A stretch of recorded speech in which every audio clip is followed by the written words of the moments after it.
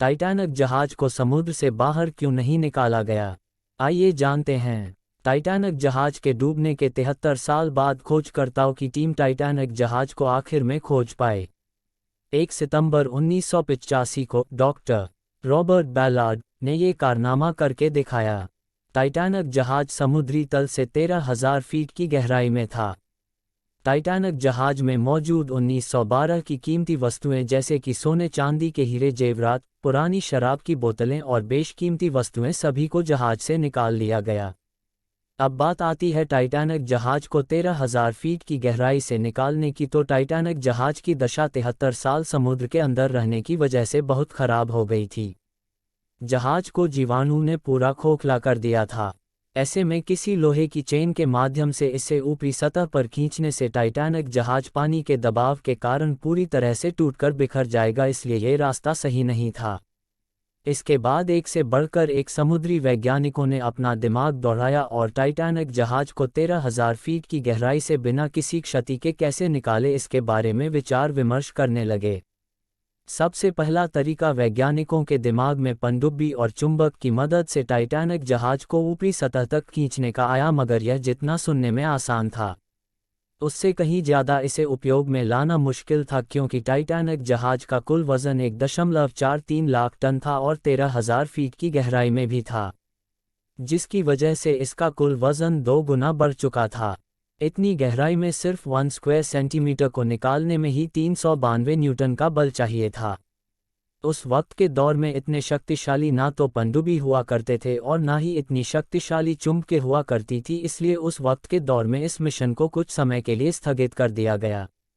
3. मगर वैज्ञानिक कहाँ हार मानने वाले थे। कुछ वैज्ञानिकों का मानना था कि टाइटैनिक जहाज के अंदर पिंग पोंग गेंद पूरी तरह से भर दिया जाए, जिसके बाद टाइटैनिक जहाज समुद्री तल पर अपने आप पिंग पोंग गेंद की मदद से ऊपर आ जाएगा, मगर यह मिशन फेल हो गया क्योंकि 13,000 फीट की गहराई में पिंग पोंग गेंद पानी के दबाव के कारण फट जा रही थी। इसके बाद फिर एक समय के लिए हीलियम बलून के इस्तेमाल के बारे में सोचा गया, मगर पानी के इतनी गहराई में उसे पंप करना लगभग नामुमकिन था और यह मिशन बंद करना पड़ा। इसके बाद एक समुद्री वैज्ञानिक आर्थर हिकी ने यह भी सुझाव दिया कि क्यों न टाइटैनिक जहाज को एक बर्फ के ढांचे में तब्दील कर दें, क्योंकि बर्फ का घनत्व पानी के घनत्व के मुकाबले हल्का होता है। इसी वजह से बर्फ पानी की सतह पर तैरता है। ये सुझाव सुनकर एक समय के लिए काफ़ी अच्छा लगा, मगर जैसे ही इसके ऊपर किए गए खर्च के बारे में सोचा गया तब सभी के होश उड़ गए, क्योंकि पानी को एक बर्फ में बदलने के लिए बहुत सारी तरल नाइट्रोजन की आवश्यकता होती है। करीब 5 लाख टन तरल नाइट्रोजन की आवश्यकता टाइटैनिक जहाज को एक बर्फ के रूप में बदलने के लिए चाहिए था, और कोई भी कंपनी इस सुझाव के लिए तैयार नहीं था और आखिर में इसे भी बंद कर दिया गया। इसके बाद और भी बहुत सारे नए नए सुझाव वैज्ञानिकों के द्वारा दिया गया, मगर आखिर में यह एक प्रश्न सभी प्राइवेट कंपनियों के सामने और सभी लोगों के सामने खड़ी हो जाती है कि आखिर में क्यों टाइटैनिक जहाज को समुद्र की गहराइयों से निकाला जाए, क्योंकि टाइटैनिक जहाज पर जितने भी बेशकीमती और सोने चांदी के आभूषण थे उन्हें तो पहले ही निकाल लिया गया है।